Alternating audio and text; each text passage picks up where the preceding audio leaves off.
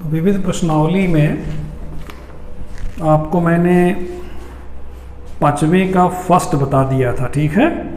इसमें कह रहा है निम्नलिखित को ध्रुवीय रूप में परिवर्तित कीजिए, पोलर फॉर्म में परिवर्तित कीजिए। तो मैं 5वें का दूसरा बताने चल रहा हूँ। देखिए 5वें का पहला बता दिया था, आप शायद दूसरा लगा भी लिए होंगे। 5वें का दूसरा कह रहा है 1 + 3i अपान 1 - 2i। इसको ध्रुवीय रूप में बदलना है, पोलर फॉर्म में चेंज करना है। तो पहले इसको हम इसका मानक रूप में बदलें। कैसे बदलते हैं? इसके संयुग्मी से 1 + 2i से ऊपर और नीचे मतलब अंश और हर में गुणा करते हैं। 1 + 2i से अंश और हर में गुणा कीजिए। तो ये देखिए 1 × 1 1, 1 × 2i 2i, 3i × 1 3i, और ये 3i × 2i 6i² हो जाएगा। ये स्क्वायर डिफरेंस फार्मूला लगेगा, वर्गांतर सूत्र।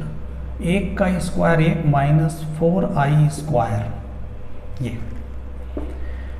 1 + 2i 3i हो जाएगा 5i, ये 6i²। i² की जगह देखिए आप -1 रख सकते हैं, फार्मूला आपको पता है। 1 - 4 i² की जगह -1।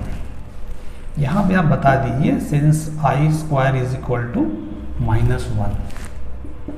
1 + 5i ये -6 हो जाएगा, और ये +4 हो जाएगा।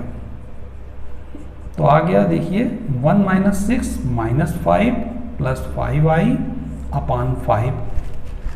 5 आप इसमें कॉमन लेंगे, -1 + i हो जाएगा अपान 5। 5 कैंसिल हो जाएगा, -1 + i आ गया। तो जब ये मानक रूप में बदल गया, अब इसको आप जो है इसका पोलर फॉर्म लिखेंगे। इसको नोट कर लीजिए, ठीक है। इसका पोलर फॉर्म लिखेंगे आप, -1 + i का पोलर फॉर्म। तो इसका पहले मापांक निकालिए। आप बताए हैं ना कि सबसे पहले मापांक r निकालते हैं। उसका फार्मूला होता है √ वास्तविक का वर्ग, वास्तविक है -1, फिर i के गुणांक का वर्ग, 1 का वर्ग, ये हो जाएगा आपका 1 + 1 √2 आ गया। r = √2। इसके बाद कोणांक निकालते हैं। कोणांक थीटा फार्मूला होता है tan इनवर्स काल्पनिक, काल्पनिक मैंने i का कोफिशिएंट, i का गुणांक कितना है 1 है, और वास्तविक कितना है -1 है। तो आ गया tan इनवर्स -1। तो देखिए tan इनवर्स -1 का मान आप लिख सकते हैं -45 अंश, क्योंकि आप देखिए ध्यान से tan -45 अंश का मान -tan 45 होगा। tan में माइनस बाहर आ जाता है, फिर इसका -1 होगा। तो tan -45 का मान -1 है। tan इधर करेंगे आप, tan इनवर्स -1 = -45। तो tan इनवर्स -1 के स्थान पर आप -45 लिख सकते हैं। तो थीटा का मान ये करेक्ट है या नहीं, ये डिपेंड करेगा इस पर कि ये जो आपका सम्मिश्र संख्या है ये किस चतुर्थांश में है। तो देखते हैं -1 + i का क्रमित युग्म क्या होगा, ऑर्डर पेयर। इसका क्रमित युग्म होगा -1, ठीक है। तो -1, द्वितीय चतुर्थांश में पड़ता है, द्वितीय चतुर्थांश सेकेंड क्वाड्रेंट में है। इसलिए कोणांक जो होगा वो 180 से कम होगा, मतलब 180 - 45। हमको 45 मिल चुका है ना, तो द्वितीय चतुर्थांश में आप जाएंगे तो 180 - 45, तो ये हो जाएगा 135 अंश। इसको आप पाई के रूप में 3π/4 लिख सकते हैं। तो आपका थीटा इज इक्वल टू आ गया 3π/4 और r इक्वल टू आया है √2। तो आप लिख सकते हैं -1 + i का ध्रुवीय रूप इज इक्वल टू, देखिए जो होता है फार्मूला वो ये होता है ध्रुवीय रूप का, IR sin थीटा। तो r की वैल्यू कितनी है √2 और थीटा की वैल्यू आप निकाल चुके हैं 3π/4 साइन 3π/4। तो √2 कॉमन ले लीजिए, cos 3π/4 प्लस i साइन 3π/4, मतलब इसमें से √2 कॉमन ले लिए हैं। ठीक है, तो ये आ गया है, ये आपका ध्रुवीय रूप हो गया है आंसर। मतलब पूरा क्वेश्चन जो था उसको पहले हमने मानक रूप में चेंज किया, स्टैंडर्ड फॉर्म में ये आ गया। जब ये मानक रूप आ गया फिर उसका आप मापांक और पूर्णांक निकाल करके उसका ध्रुवीय रूप लिख दिए। क्योंकि ये देखिए मापांक और पूर्णांक निकालना पिछले चैप्टर में आप सीख चुके हैं, तो ये आपको खूब अच्छा समझ में आ रहा होगा। चलिए अब चलते हैं नेक्स्ट क्वेश्चन पे। 6 से 9 तक ये क्या कह रहे हैं, इसको नोट कर लीजिएगा। क्वेश्चन नंबर 6 से क्वेश्चन नंबर 9 तक ये कह रहे हैं कि प्रत्येक समीकरण को हल कीजिए। जैसे 6वां क्वेश्चन है, हल करने की बात है। क्योंकि ये कॉम्प्लेक्स नंबर चैप्टर में आप पढ़ रहे हैं, तो निश्चित रूप से x की जो वैल्यू है वो सम्मिश्र संख्या वाली आएगी। तो सबसे पहले इसकी तुलना करा लीजिए। देखिए इस टाइप का भी सवाल हम बताए हैं पिछले चैप्टर में, तो वहाँ से आपको मदद मिलेगी कि तुलना इससे करने पर। तो 6 से 9 तक जो क्वेश्चन दिया गया है उसमें मैं एक क्वेश्चन बता दे रहा हूँ 6वां। तो a इक्वल टू कितना हो जाएगा 3, b equal to -4, c equal to 20/3, यही है 3x² - 4x + 20/3। ठीक, अब आप विविक्त कर निकालिए।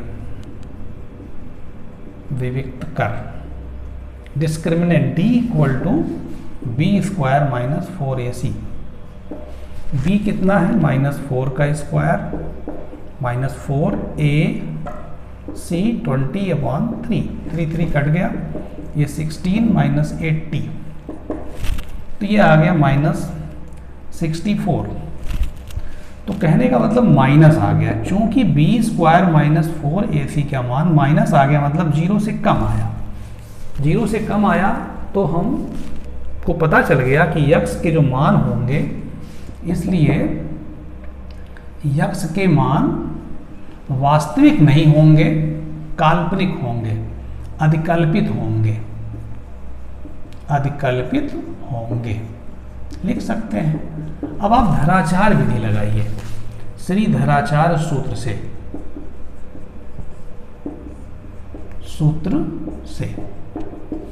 क्या सूत्र होता है, x equal to -b plus -b² - 4ac upon 2a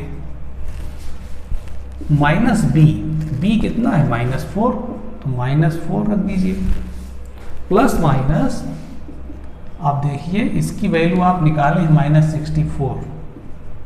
-64 निकाले ही हैं, इसकी वैल्यू यहाँ पे 2a की वैल्यू 3। ठीक है, अब आप देखिए ये हो गया 4 प्लस माइनस, इसको देखिए लिख सकते हैं -1 अलग से और 64 अलग से, ऐसे अपॉन 6।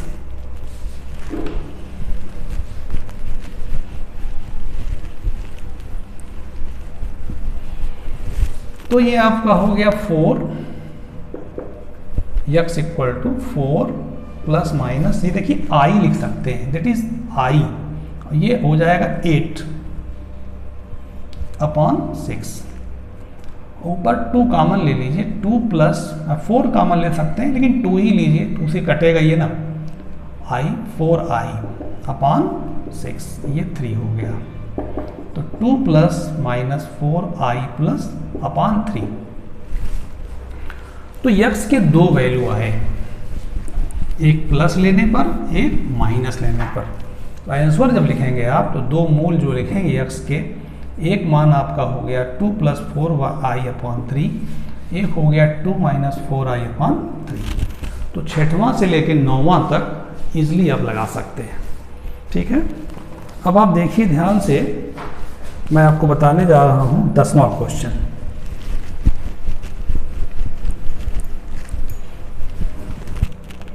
देखिए 10वां में इन्होंने क्या कहा है, 10वां में ये Z1 दे रहे हैं, ज्ञात है Z1 = 2 - i और Z2 = 1 + i। तो कह रहे हैं इसका मान बताइए। देखिए मान किसका पूछ रहे हैं, Z1 + Z2 + 1, फिर अपान Z1 - Z2 + i, ये मान पूछ रहे हैं, इसका मान बताना है। तो आप सीधे सीधे Z1 का मान पहले भरिए। Z1 की वैल्यू है देखिए 2 - i, Z2 की वैल्यू है 1 + i और +1 पहले से है। ये Z1 की वैल्यू 2 - i माइनस Z2 की वैल्यू जब भरेंगे और माइनस लगा हुआ है तो चिन्ह बदल जाएगा, -1 - i हो जाएगा +i। ठीक है, तो ये देखिए आपका ये i कट गया, 2 - 2 4 हो गया, यहाँ पर भी i कट गया, 2 में से गया 1 -i। तो देखिए आप सूत्र जानते हैं कि mod of Z1/Z2 = mod of Z1/mod of Z2। अगर इकट्ठा mod है तो आप अलग अलग लिख सकते हैं। इसको आप लिख सकते हैं mod of 4 और mod of 1 - i। mod of 4 = 4 होगा, 4 का मापांक 4 ही होगा और इसका मापांक होगा करड़ी में वास्तविक का वर्ग धन काल्पनिक का वर्ग, काल्पनिक माने i के गुणांक का वर्ग। तो ये हो जाएगा 4 बटा करड़ी में 2, 1 का वर्ग 1 ऋण 1 का वर्ग 1, तो 1 1 2। आप इसका जब वो करेंगे परिमेयीकरण करेंगे तो आपको मिलेगा 4 करड़ी में 2 करड़ी में 2 करड़ी में 2, ये हो जाएगा 4 करड़ी में 2 बटा 2, 2 करड़ी में 2। ये आंसर आ गया, इसको नोट कर लीजिए। बस इतना ही बड़ा छोटा सा क्वेश्चन था।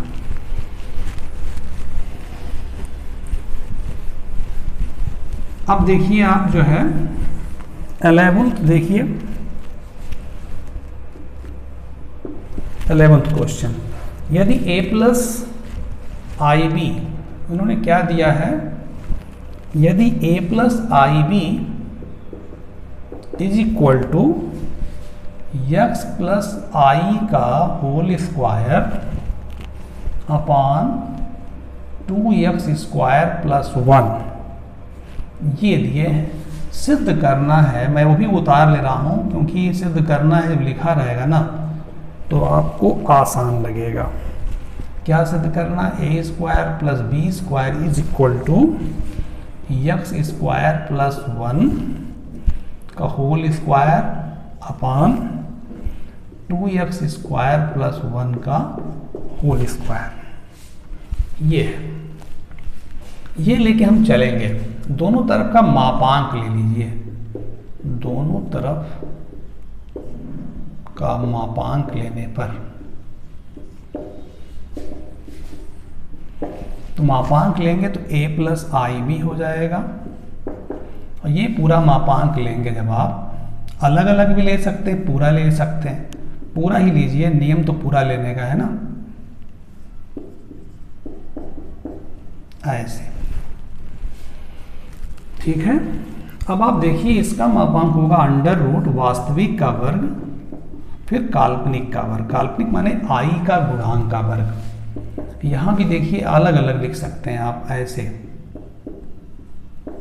देखिए सबका तरीका है, ये नहीं कि आप अपने मनमानी जैसे चाहे लिख दें, ऐसा नहीं। ये पूरा माड लिए थे फिर अलग अलग माड लिख दिए। कैसे लिख दिए आप बताइए, चूंकि mod of Z1/Z2 = mod of Z1/mod of Z2, ये अलग अलग होता है। अब देखिए ये वास्तविक, ये सम्मिश्र संख्या है।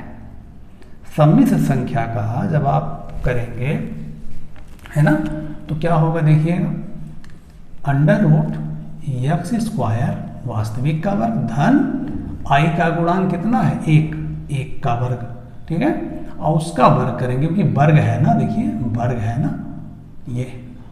तो यहाँ पे पहली बात तो आप इसको एक लाइन और लिख लीजिए, इसको ऐसे लिख सकते हैं बेटा, ऐसे लिख सकते हैं क्योंकि ये भी होता है ना, मॉड ऑफ जेड पे एन बराबर जेड पर ऐसे भी होता है। इस नियम से आप स्क्वायर को बाहर कर लीजिए पहले, ठीक है। और इसका तो खैर ये तो वास्तविक, टोटल वास्तविक है, इसलिए इसका मॉड सीधे हट जाएगा, कोई प्रॉब्लम नहीं है। ये तो सम्मिश्र है नहीं, सम्मिश्र में अंडर रूट लगा के वास्तविक का वर्ग काल्पनिक का वर्ग करते हैं। तो अब देखिए इसका, ये आपका बेटा करड़ी में एक्स स्क्वायर प्लस 1, आई का गुणांक कितना है 1, तो 1 का स्क्वायर 1 होगा ना, और उसके बाद पूरे का स्क्वायर है तो पूरे का स्क्वायर कर दो। ये मॉड का हमने हिसाब लगा दिया, करड़ी में हो गया, और उसके बाद वर्ग है, वर्ग लगा दिया upon 2x square plus 1 under root A square plus B square. इसके बाद देखिए ऊपर लगा रहे हैं,